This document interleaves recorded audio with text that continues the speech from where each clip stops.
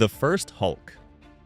The 1977 series, The Incredible Hulk, is where we got the version that helped define the character for a lot of people. And the funny thing is, looking at it today, he seems really different. The Hulk was played by Lou Ferrigno, a professional bodybuilder who got the part specifically because the production needed someone who actually looked like a monster. And it worked. His body was so impressive that they barely needed special effects to sell the idea of strength. Ferrigno got green makeup and a simple look, and that was it. The Hulk was right there, except that green was pretty different from what we're used to today. The look had a duller tone, which made the character even stranger. None of that bright green Hulk from the Marvel movies, and his strength followed a much more grounded logic too. He could destroy objects, smash through obstacles, take on criminals, and do things a regular person could never pull off. But the show didn't have the budget to put the Hulk up against armies, giant monsters, or destroying cities. This was a 70s TV Hulk. If he flipped a car over, that was already a huge event. But the biggest difference was in the personality. Here, the Hulk barely talks. He screams, he growls, and he reacts physically. Instead of being a superhero, he comes off like a tragic creature who doesn't fully understand his own world. And that fits the story of David Banner, the scientist who's always on the run after finding out his anger can turn him into that creature. And yes, David Banner, not Bruce. The show changed his first name and kept Bruce as his middle name instead. Even the transformation was pretty simple. The production used cuts, makeup, and acting to sell the change. The digital monster.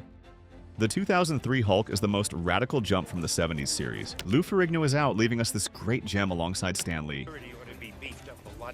In a place like this, you can't. And a fully digital Hulk is in, and the difference shows up immediately.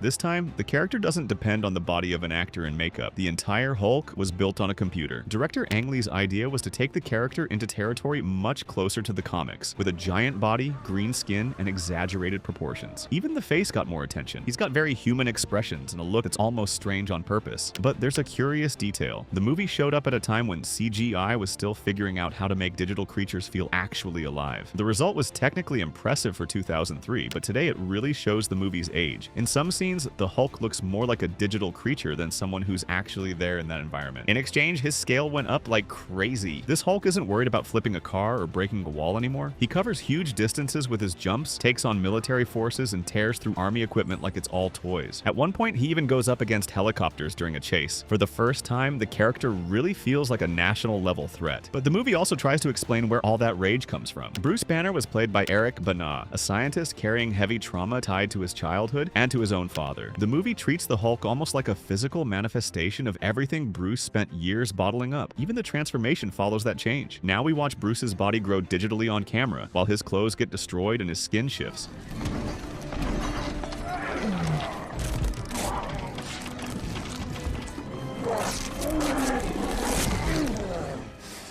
It's a much more ambitious idea than the transformation in the original show. But even with the technology moving forward, the 2003 Hulk ended up aging in a way that's a lot more obvious. A new Hulk. The Incredible Hulk from 2008 works almost like a course correction after Ang Lee's movie. Instead of sticking with that more psychological, experimental vibe, Marvel goes back to a story about a manhunt, the military, and a whole lot of fighting. Except now with a blockbuster budget. Bruce Banner, played by Edward Norton, is living in hiding while he tries to find a cure for his own condition. He's a scientist who knows exactly what happens when he loses control, so he spends most of the movie avoiding anything that could wake the Hulk up. The problem is the government is after him too. The visual transformation already shows the jump from 2003.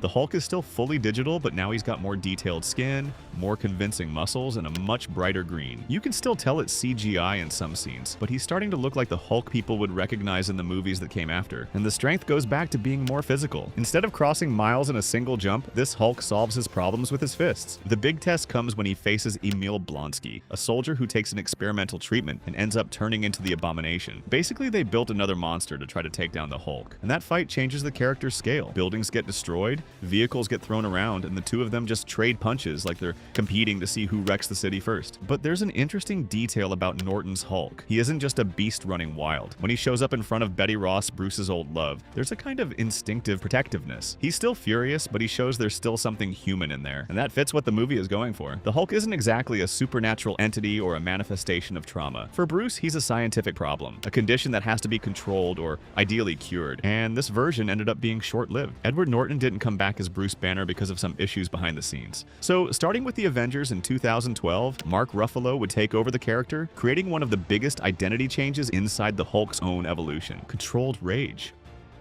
The Avengers is the moment the Hulk finally lands on the formula that would be used as the base for most of the versions that followed. And the big change isn't just in the muscles, it's in the relationship between Bruce Banner and the thing living inside him. Bruce is still a brilliant scientist, but now he's trying to live with the Hulk instead of just running from him. Visually, that changes a lot too. The CGI gets a more natural look, with skin detail, wrinkles, and expressions that look like Ruffalo himself. The result is a Hulk who's less monstrous and more human. And he also becomes a measuring stick for how strong everyone else is. During the Battle of New York, Hulk fights alien creatures, takes down a Leviathan pretty much by himself, and still has time to hit Thor with a punch that makes it clear arguing with this guy is not a good idea. But the most humiliating moment belongs to Loki. The villain spends most of the movie acting like he's superior to humans and to the heroes themselves, until he meets the Hulk. And in a couple of seconds, this happens. I am a god, you dull creature, and I will not be bullied by that.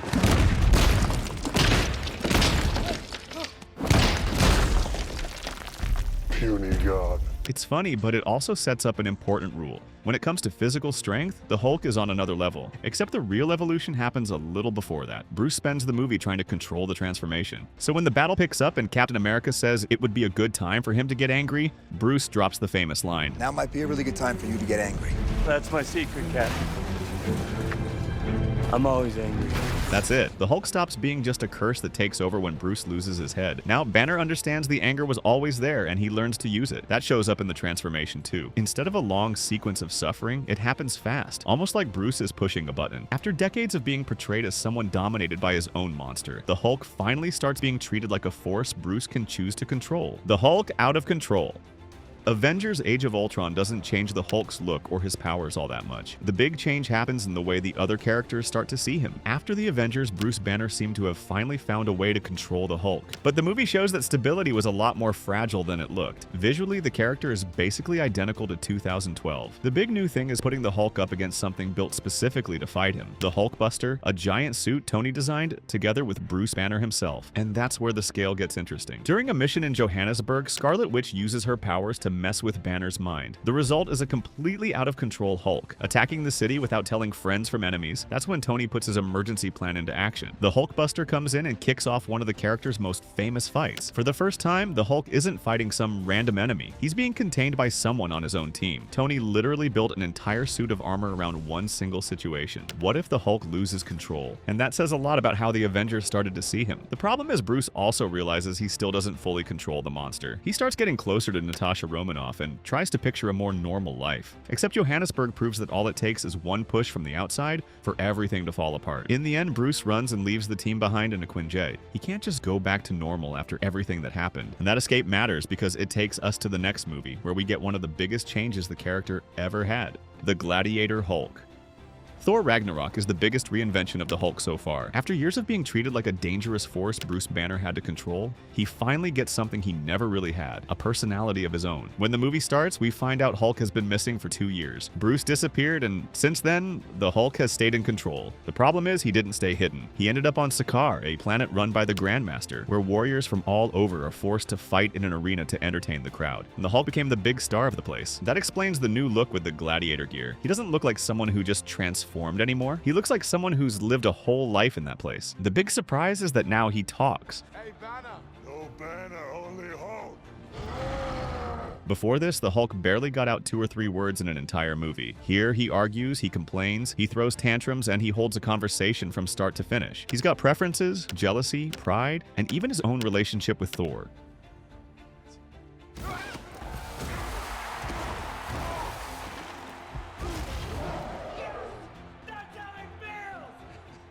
I'm just a huge fan of the sport.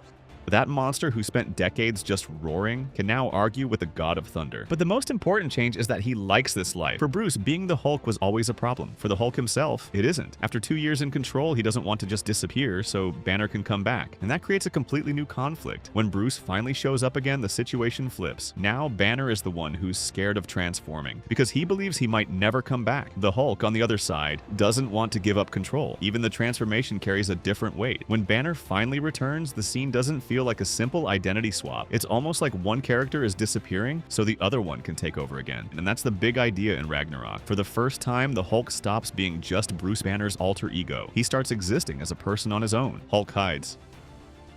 Avengers. Infinity War takes the Hulk's evolution in a completely different direction. After Thor Ragnarok showed he had a will of his own, now that will turns into a problem for Bruce Banner. Right at the start, Hulk fights Thanos inside the Asgardian ship, and for the first time since the character started showing up in the MCU, he clearly loses. Thanos just dominates the fight and beats the Hulk.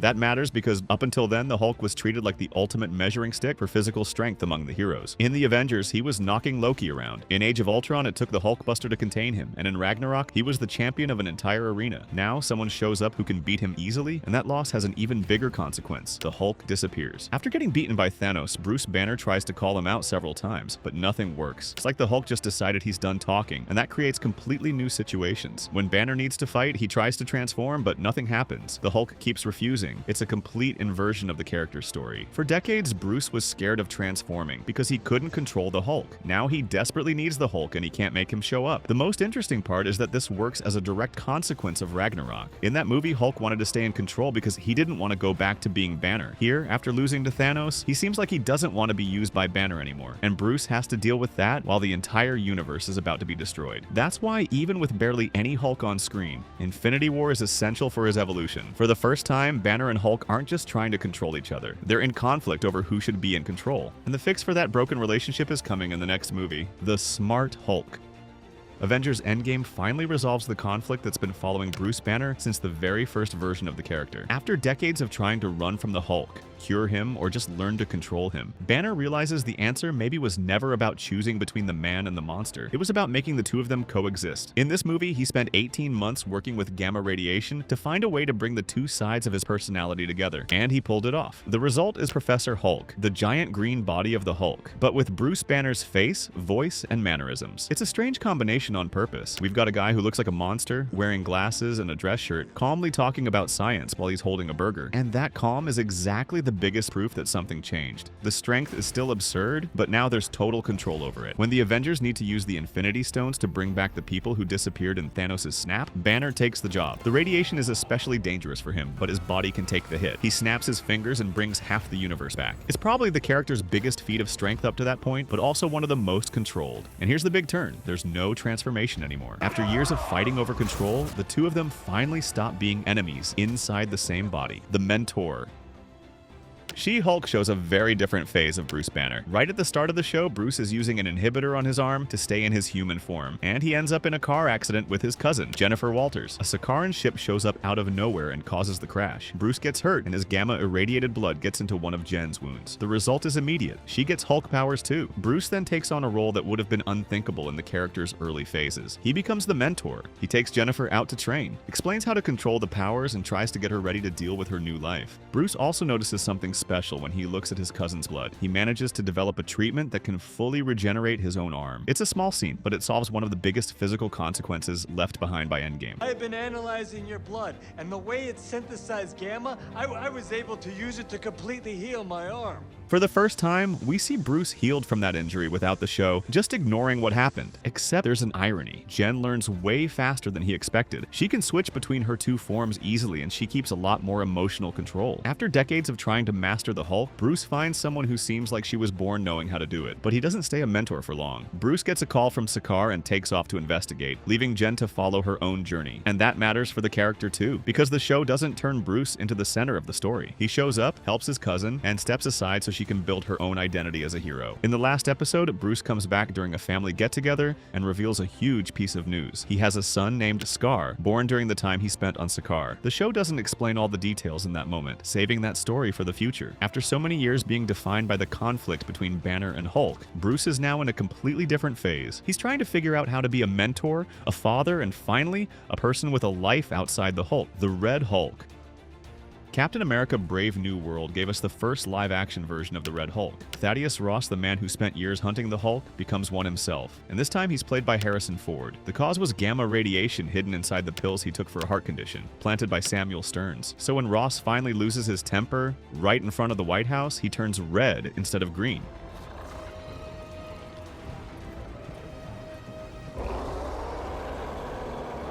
And that's pretty much where his story stops. Ross steps down, gets locked up in the raft, and the movie leaves him right there, still needing those pills to stay alive. The Savage Hulk.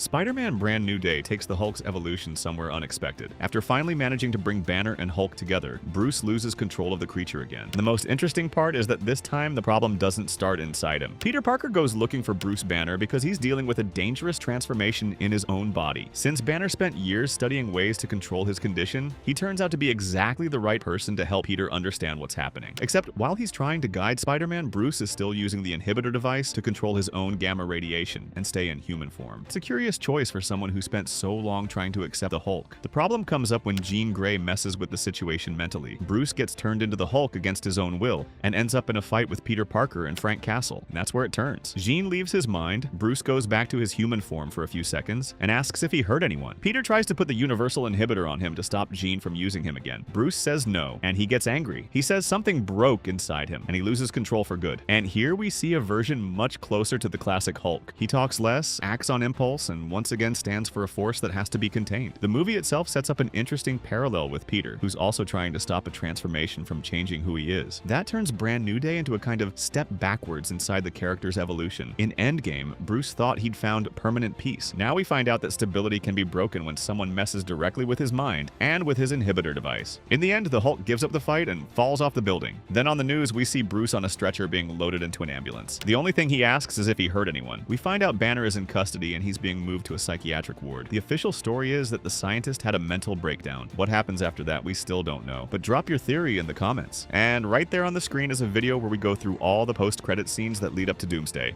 Click it and check it out. I'll see you there.